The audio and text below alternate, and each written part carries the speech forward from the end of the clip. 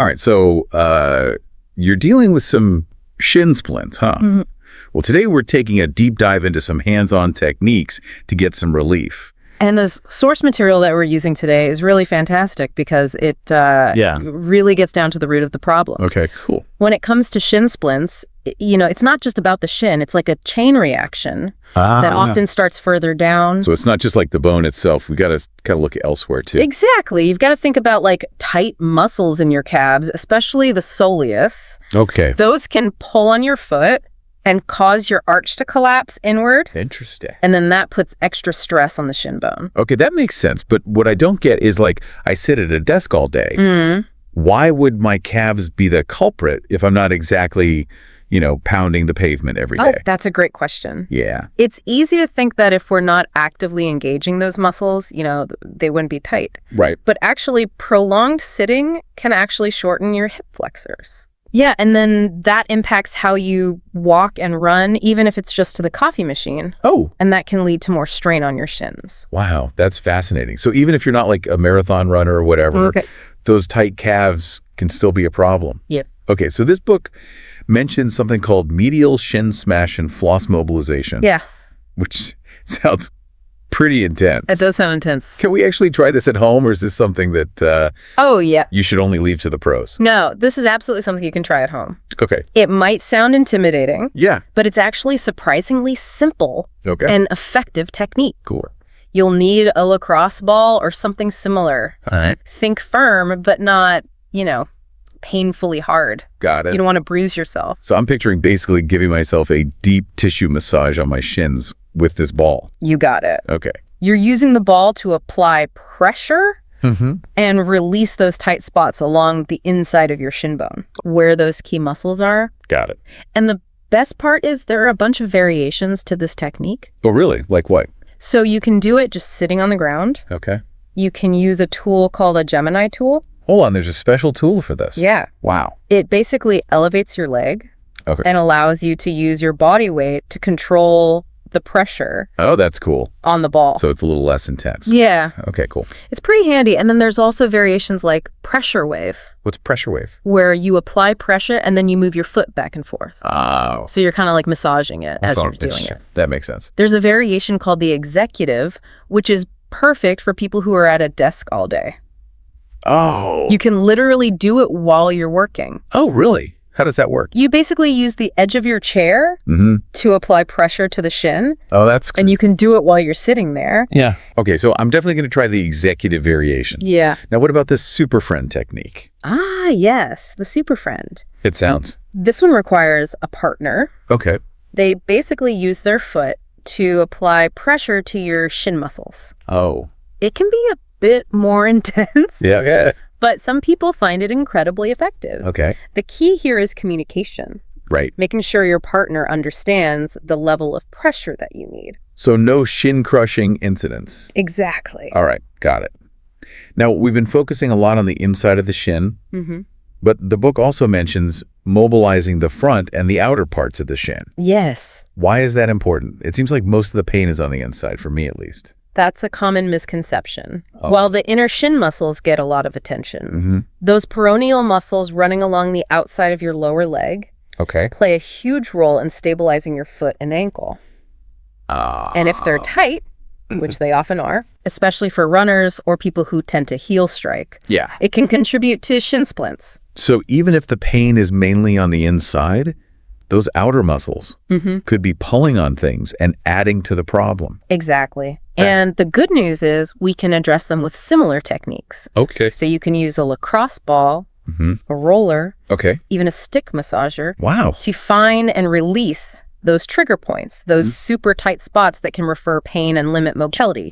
You can rock side to side, move your foot, or even use contract relax techniques to get deep into those muscles. Okay, so finding and releasing those trigger points is key.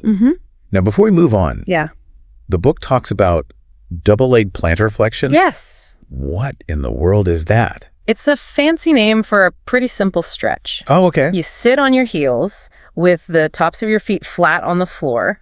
Then keeping your back straight and knees extended. You lean back, and this stretches the muscles in the front of your shins, which are often neglected. So it's like a calf stretch, but sitting on your heel. Exactly.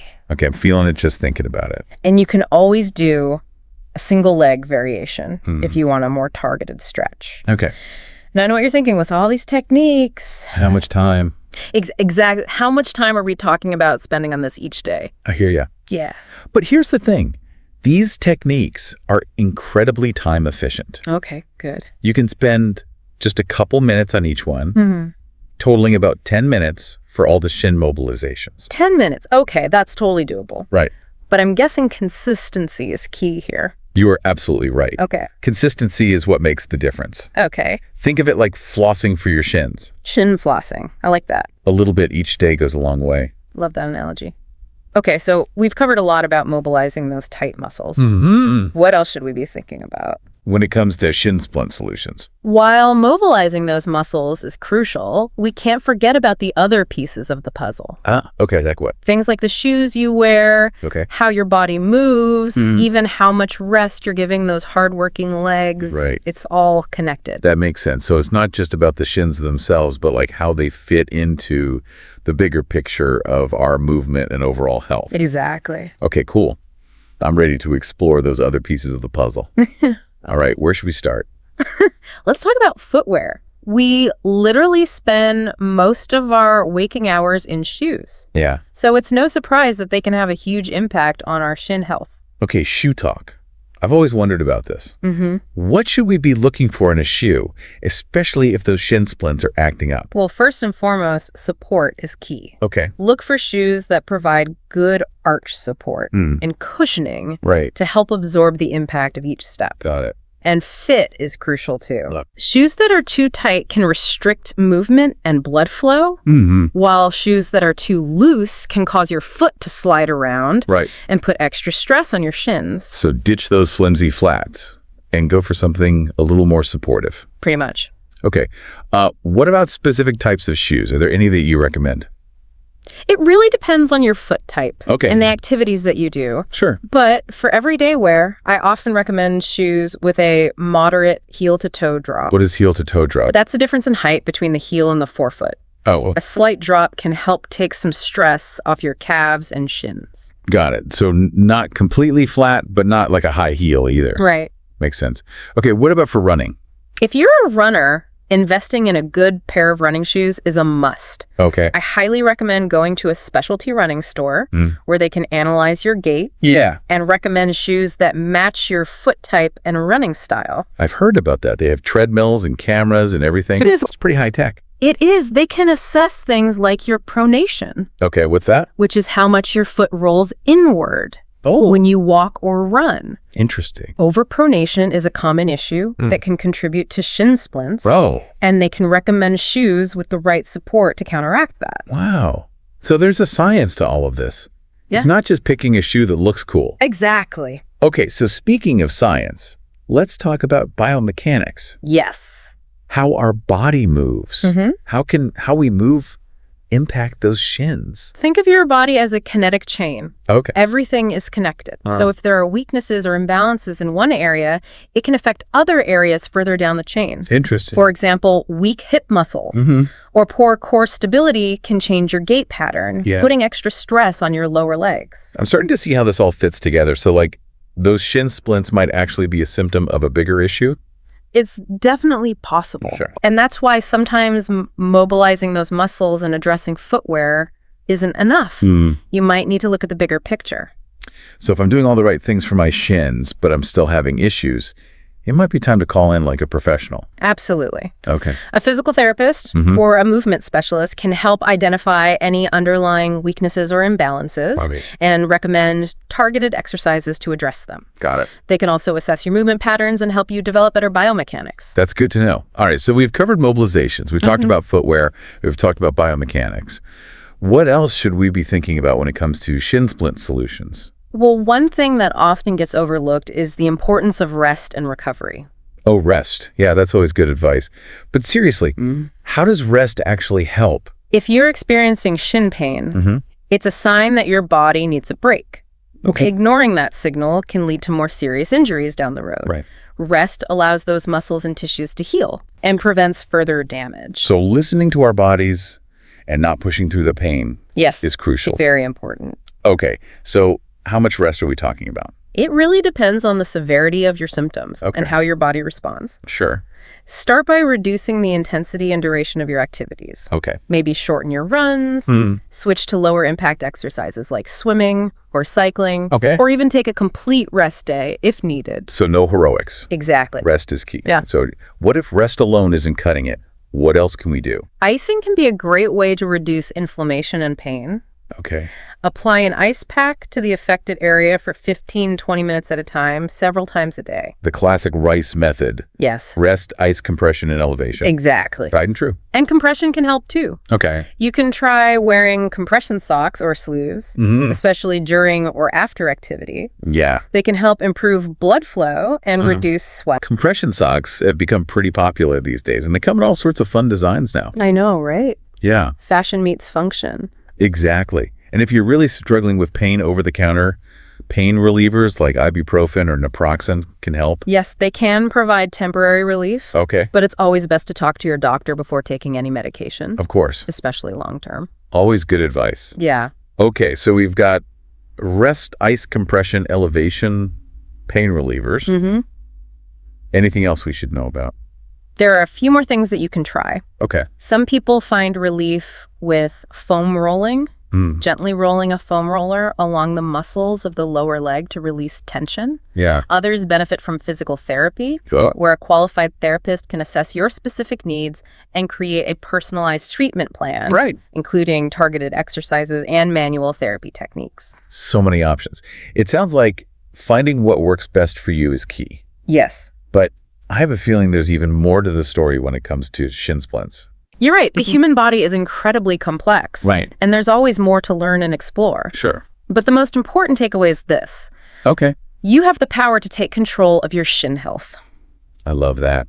So where do we go from here? What's the next step in our shin splint journey? Feels like we've uncovered like a whole treasure trove of information about shin splints today. We have. From mobilizations and footwear to biomechanics and the importance of rest. I'm curious, what's like one thing you wish more people knew about preventing and addressing shin splints? Ooh, that's a great question. Yeah. I think one of the most important things is to understand that shin splints are rarely just about the shins themselves. Okay. They're often a symptom of a bigger issue, a sign that something else in the kinetic chain is off balance. So it's like a detective story. We need to look for clues beyond the obvious pain in the shins. Exactly. It's about taking a holistic approach, All right. considering factors like your footwear, how you move, any muscle imbalances you might have, and even your training habits. Are you doing too much too soon? Are you giving your body enough rest? Right. It's all connected. That makes so much sense. We tend to just like focus on the symptom, the pain in the shins. Yeah. But we need to kind of zoom out and look at the bigger picture. Precisely. Okay. And that's why it's so important to listen to your body. If you're feeling pain, don't ignore it. Right. Rest. Yeah. Modify your activity and address any underlying issues. No pushing through the pain. Got it. Now, before we wrap up, I wanted to circle back to something you mentioned earlier. Yeah. The windlass mechanism. Ah, yes. That sounds pretty intriguing. It does. What exactly is it, and how does it relate to shin splints? So the windlass mechanism, it's a fancy name for a pretty amazing feat of biomechanics that happens in your foot. Okay. Essentially, when you push off your toes to walk or run, the plantar fascia, that thick band of tissue on the bottom of your foot, tightens and pulls up on the arch of your foot. So it's like a built-in support system for your arch. Exactly. And this mechanism plays a crucial role in transferring force from your foot to your leg, propelling you forward. Okay. But if your plantar fascia is tight or restricted, this mechanism can't function optimally. Yeah. Which can then lead to problems further up the chain, including those pesky shin splints. Wow, that's incredible. So like taking care of our feet, including that plantar fascia, is even more important than we realize. Absolutely. And this brings us back to the importance of those mobilizations we discussed earlier. Right. By releasing tension in the plantar fascia, calves, and surrounding muscles, we can help restore optimal function to this intricate system and ultimately reduce stress on the shins. It all comes full circle. This has been such an eye-opening deep dive. I feel like I have a whole new understanding of shin splints and what I could do to prevent and address them. Wonderful. Yeah, it's been a pleasure diving deep with you today. Likewise. And for our listener, as we wrap up today's deep dive, I want to leave you with this. We've explored a ton of strategies today for happy, healthy shins. Yes. But the key takeaway is you're not alone on this journey. That's right. There are so many resources available, books, experts, Yes. even podcasts like this one, to guide and support you. Absolutely. So keep learning, keep exploring, Yes. and keep those legs moving pain-free. Well said, all